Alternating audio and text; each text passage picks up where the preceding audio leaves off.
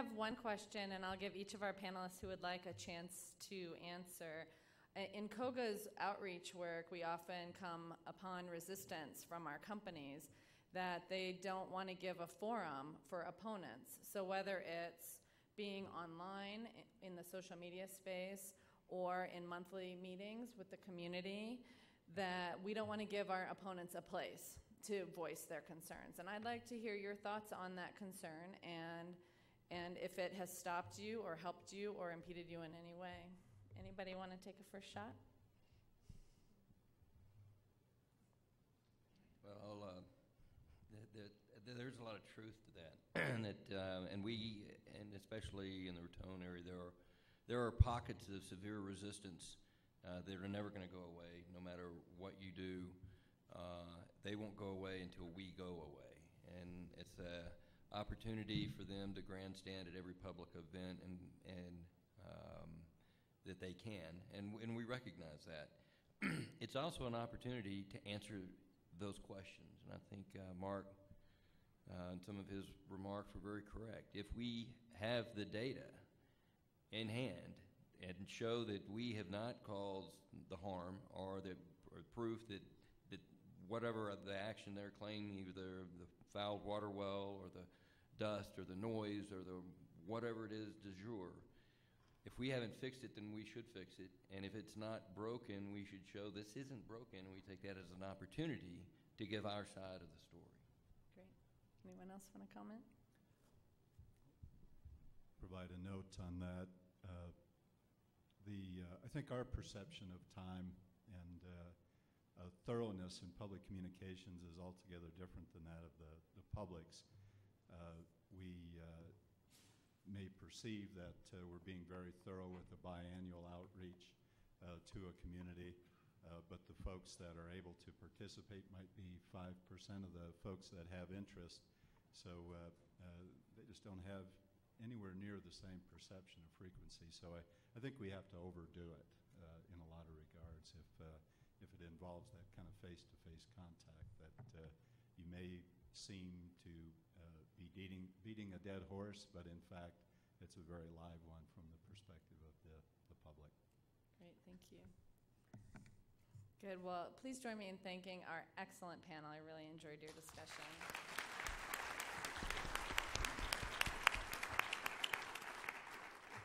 Oh, we do have one question. Where can I get a job with a company that's doing proactive engagement instead of the same old big oil company I work for now? Well, you can apply online. Great, thank you. Okay, it's now my pleasure to bring up to the stage our closing remarks speaker. David Hobbs will give us some reflection upon the theme of Mission Possible and the 4 panels that we've done throughout our conference. David Hobbs is Chief Energy Strategist with IHS Sarah. If you're wondering what a Chief Energy Strategist is, well, that will all be revealed in his remarks. He has been a principal author of several major studies, and he spent 2 decades in the international E&P business. Please join me in welcoming David Hobbs to the stage.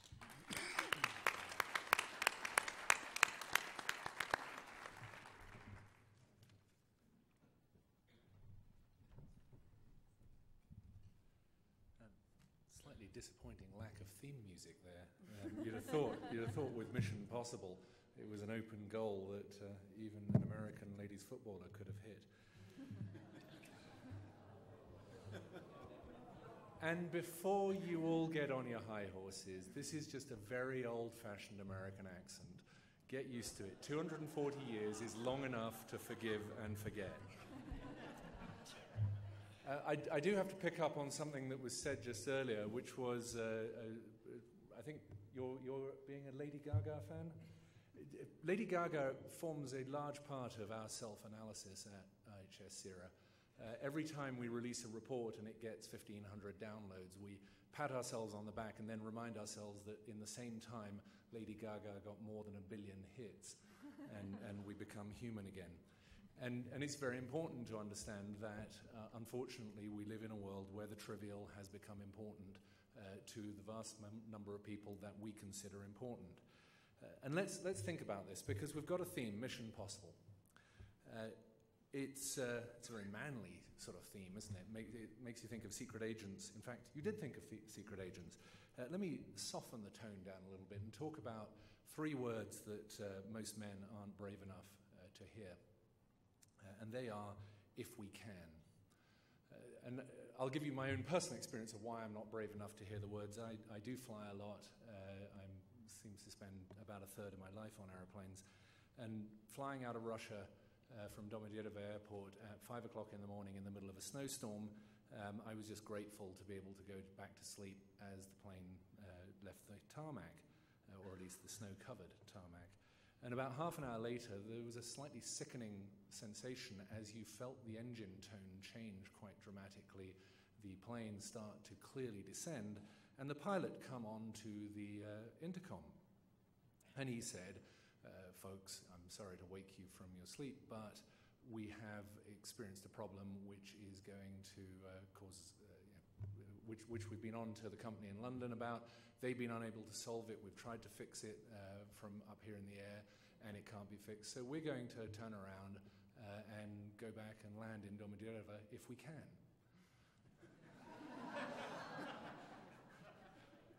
Well, needless to say, what flashed through my mind at that moment was how should the oil and gas industry engage with its stakeholders for the betterment of society. And when we did eventually land, and it was one of the most unpleasant landings that I have encountered, because by that time the wind had blown the snow into ruts, and so we hit the tarmac and it was all along the way. And we got to the end, and the pilot said, well, thanks for bearing with us. The problem was that the automatic landing system that ties in with the Heathrow radar beacons wasn't working, so we couldn't land there, and so we just came back to Moscow so we could fix it. And I thought, if you had only mentioned that half an hour ago, then I would probably not have quite as large a laundry bill as I knew I was going to have. And that's really what it comes down to, isn't it? That people fill in the gaps with the worst possible interpretation that they can come up with. And when they talk to someone face-to-face, they read the facial cues. When they talk to them on the phone, they assume that the other person is scowling the whole time and trying to somehow rip them off with whatever good news they're providing. And when they send an email, you can't even capture the tone of voice that says, I am joking, when you say something that to you seems like it is an extraordinarily friendly piece of outreach, but actually is received entirely the wrong way. And that's fundamentally the challenge that the industry has, is that it is removed from the people we're trying to influence by a communication medium that is their preferred mode of communication, that ensures that whatever you tell them is going to be interpreted poorly. So when you say 99% of frac fluid is drinkable water, they hear 1% is really bad stuff that you don't even want us to tell you about. When you tell them that fracking is happening 2 miles below the surface and couldn't possibly contaminate their water, what they hear is, so it must be something else they're doing that's causing the problems that we read about. And frankly, they don't care whether it was the frack that contaminated the well, whether it was their own water well that encountered something that contaminated, or whether it was a dodgy cement job that contaminated it. At the end of the day, every time you say something that sounds as if you are trying to argue what does the word is actually mean, then you end up losing public trust. And public trust is absolutely critical. When we think about energy strategy, we think about 3 dimensions. We call it the energy trilemma. They're tougher than dilemmas, and they were invented by Meatloaf. I'll explain why in a moment. You have 3 points of a triangle, if you will. You have security, which unfortunately people often say independence. Side note, the worst energy security issue that the United States has faced in the last 50 years was the aggregate disruption of Hurricanes Katrina and Rita, not the Arab oil embargo of the 1970s, in terms of the aggregate loss of energy supply. And if America had been energy independent, then it would not have been possible to restart what was shut down by pulling in supplies from externally. It was the linkages to the global market. It was the diversity that provided security. The economy is the second dimension, the third being sustainability and the impact on stakeholders, both environmentally and otherwise. And I'm going to come back to those as the main theme of my remarks. But the reason I say Meatloaf invented it is because it turns out you can't have all three. 2 out of 3 is all you get, and you're just going to have to be happy with it. It ain't bad. I know, that I was reaching, but hell. Not as much as I'm going to. So let's talk about impact on the economy. The energy industry has a positive impact on the economy in many different ways. It does it in terms of supplying literally the energy that drives all economic activity. Unfortunately, sometimes the energy industry expects people to be grateful. I remember, I can't remember who it was, but I read them in an interview saying, we've found not 1 but 2 Saudi Arabias of gas, and how much gratitude do we get for that? You guys have just got to understand we've done you all a big favor. Well, frankly, it doesn't matter whether they think that you've done them a big favor. They don't actually have to like you. They only have to respect you. And the second part of the impact on the economy, aside from the provision of energy, is obviously the impact of investment in local communities. And we've recently released a report around the economic impact of the Gulf of Mexico not being restarted as proactively as it could be. And the numbers are pretty staggering. What we find is if we compare what we're currently on track to do with what we could have been on track to do if we'd got proactive about it and really planned for a positive engagement between all the stakeholders to make sure we could get the engine started again, 230,000 jobs by the second year of the restart, $45 billion of GDP by the second year of the restart, $12 billion in new fiscal revenues in the first year after the restart. These are the sorts of numbers that at a time when the American economy isn't doing as great as it might, this is a stimulus that doesn't cost anything to get. It only requires people of goodwill to get together and to make sure that they take every action possible to get it restarted, rather than standing back and saying, well, it's someone else's fault. Or, well, hey, I've said I'm open for business, the business hasn't come. It doesn't matter. That's not an acceptable attitude for any stakeholder in the energy industry to take in its relationship with the economy. Everyone has a shared obligation to do everything they can to pull it back and, as I say, restart what is effectively a stalled engine. You see it a little bit in some other areas, for example, shale gas, where an industry has moved from low-populated areas where the only person you were likely to disturb was probably benefiting financially from a royalty interest in the well, into areas where you're going to disturb, whether you like it or not, hundreds or even thousands of people, very few of whom have any particular interest financially in the outcome. And clearly that makes a difference to their attitude to it. And I want to get into what we call the new social compact. It's what gives the industry its license to operate. And I don't mean the documents you sign. I mean the implicit continuing consent of governments, communities, and others for companies to conduct their energy development operations. And we think it's a relationship that's defined by the extent to which you meet the expectations of, or their expectations, if you like, of standards of performance. And if you provide the benefits that the community expects in return and mitigating the loads that you're going to impose. That implicit contract is developed and it's based on the local employment you generate, the environmental impact of your operations. It's on, actually to a greater or lesser extent, the perception of how fairly the rewards of what you're doing are shared. And it's renewed on an ongoing basis by the way in which you constantly conduct yourself to renew and refresh that relationship. People ask us, what does that mean in terms of how should companies operate? Well, we think of it that you should be operating in a way that you would be happy to have someone else operating if they were in your backyard. And I don't mean figuratively your backyard, I mean literally your backyard. There was an example during the mad cow disease crisis in the UK some years back where the Environmental and Agriculture Minister, to prove how safe British beef was, handed a hamburger to his 11-year-old child and told him to eat it. That probably didn't end up creating the image that he particularly wanted. It might have been better if he had eaten it. But as I know from personal experience, there is nothing an 11-year-old child won't eat if you make sure it's hungry enough. And so it was probably a low enough risk approach to take. But what are the increasing tensions in this social compact I'm talking about? And they come from some of the distinctive elements of the energy industry. The first is the geographical mismatches. The majority of the investments accrue somewhere other than in the community that's disrupted by resource development activity. It doesn't matter whether you're developing an oil field, you're developing a new mine, you're building a new power station.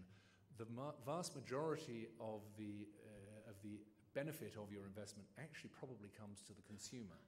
And as was mentioned earlier, sometimes the consumers are sitting there wondering how it can be that gas is being produced from under their houses and yet they're paying an absolute fortune for the gas that's being shipped back to them from some less local source of supply.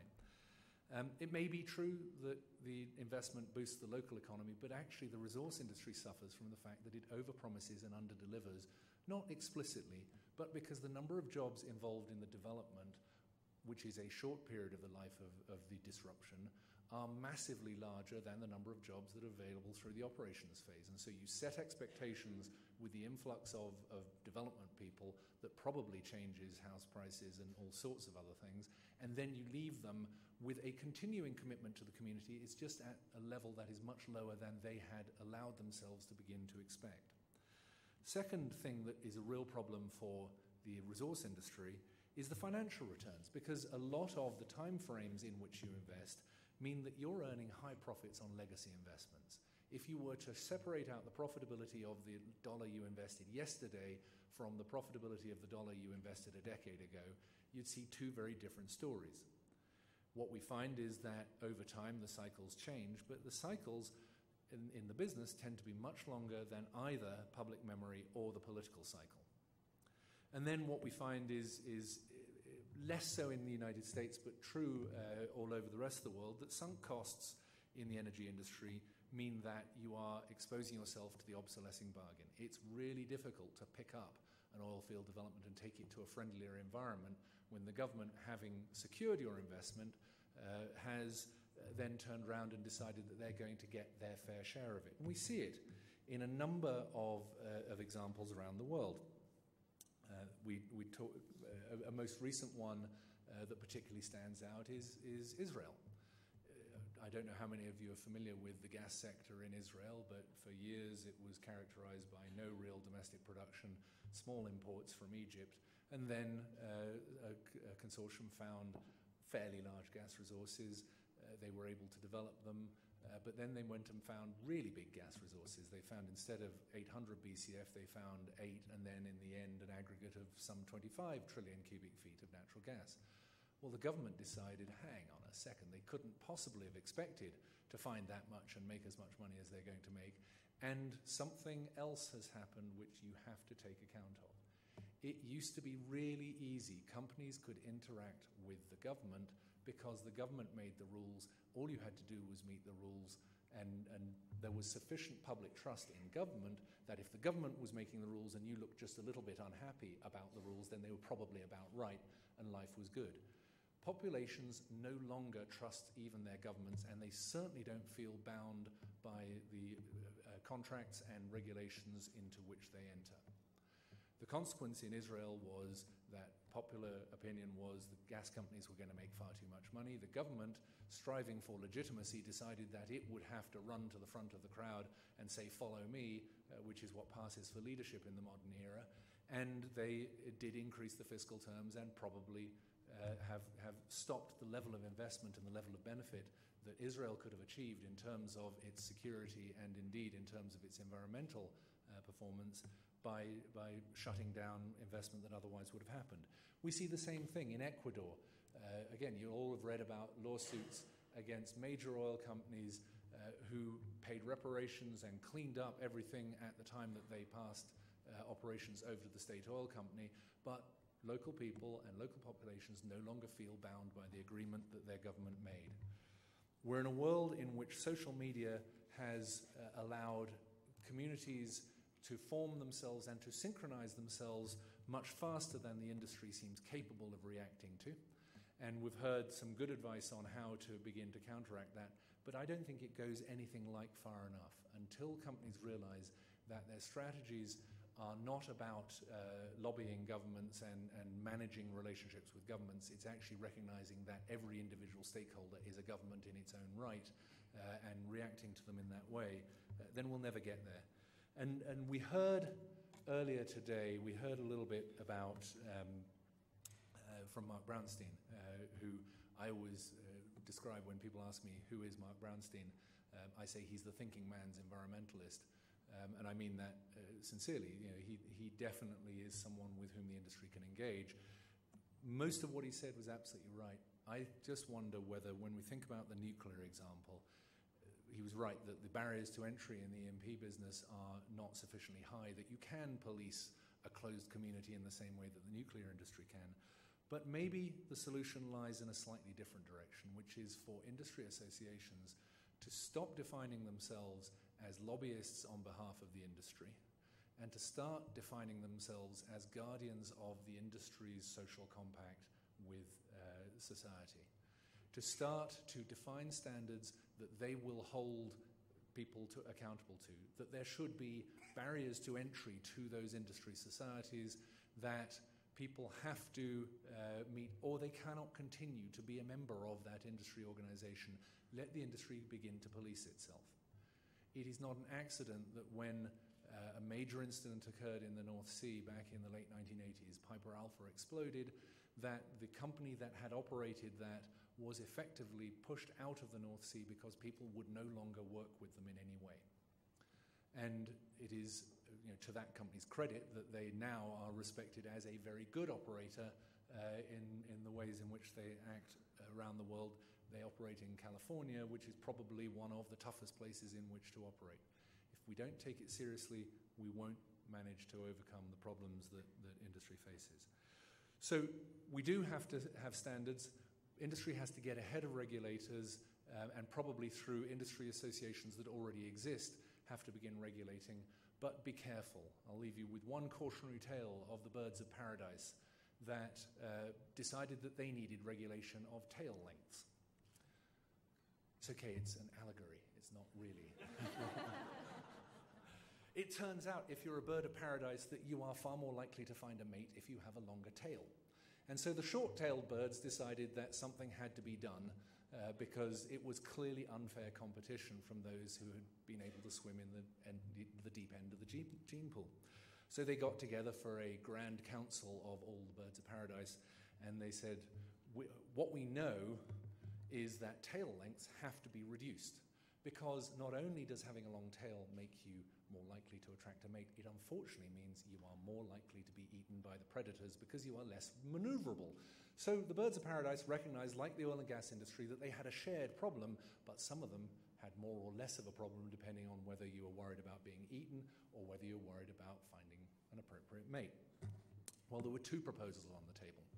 One was that all tails longer than 12 inches should be shortened to 12 inches. And the other was that all tails should be reduced in length by 50%. Needless to say, those with long tails favored the latter approach and those with short tails favored the former approach. And they were unable to agree between themselves in their council as to which of these two equally valid and equally arbitrary approaches they should take, that they failed to notice the jaguars sneaking up behind, and every last one of them was eaten. Don't allow the oil and gas industry to be the birds of paradise.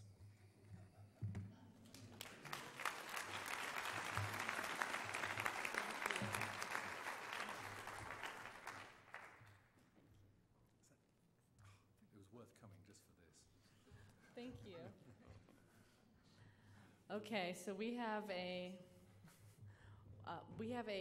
last, just for fun, opportunity to reflect upon our Mission Possible theme from Jay Still.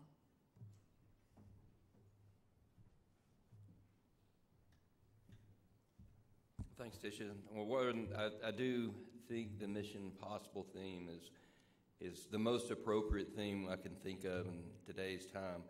You know, I think I've told the story before, but it really is true to me anyway. When I was in ninth grade, I had to take one of these, all ninth graders had to take an aptitude test. And to tell you really what you had an aptitude to be to help guide you in your high school life, so you'd be best prepared to seek the career that you were really meant for.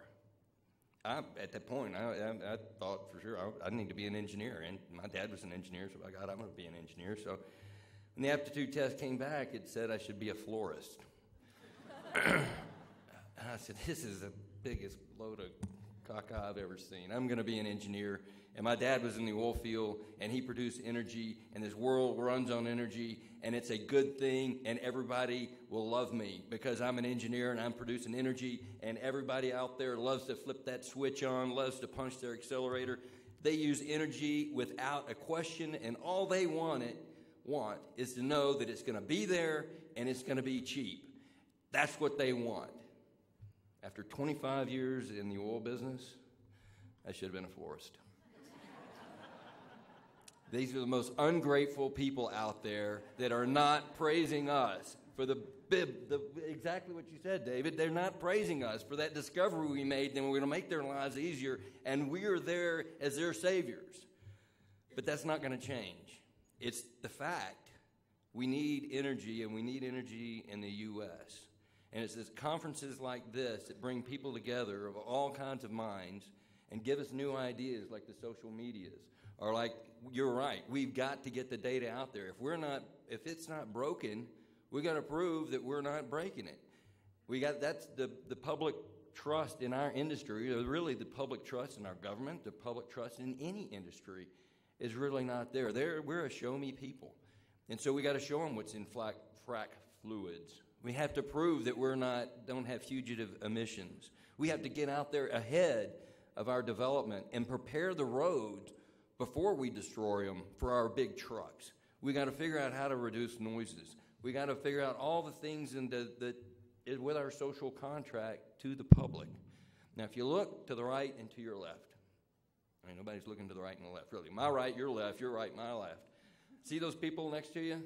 They're not the ones you need to be talking to. We're the choir. We're all believers. The people you need to talk to are those people on the street out there. They're your neighbors. In fact, we ought to have a COGA day where we just open the doors, have beer and pizza, invite everybody in. And Jill's looking at me going, wait a minute, I'm going to have every homeless person in here. But at least we'll get to footnote their cardboard sign with, we love natural gas. So anyway, but that's what we need to do. And that's when you walk away from this program. Talk to your wife, talk to your parents, talk to your neighbors, talk to your colleagues. That's how it gets started. It's one person at a time and the next person at a time. And as an industry, we need to take the social feedback and do better. And that's the only way we're going to progress this nation to where this nation needs to be and what it has the possibilities to accomplish. So with that said, thank you, Tisha. One more thing. Unlike, I'm not as easy as Scott. It is Tisha's birthday. It ends in a 0. I'm not sure what the first number is, but I'm thinking 3. But regardless, I think we should sing her happy birthday. So, 1, 2, 3, happy birthday to you. Happy birthday to you. Happy birthday, dear Tisha. Happy birthday to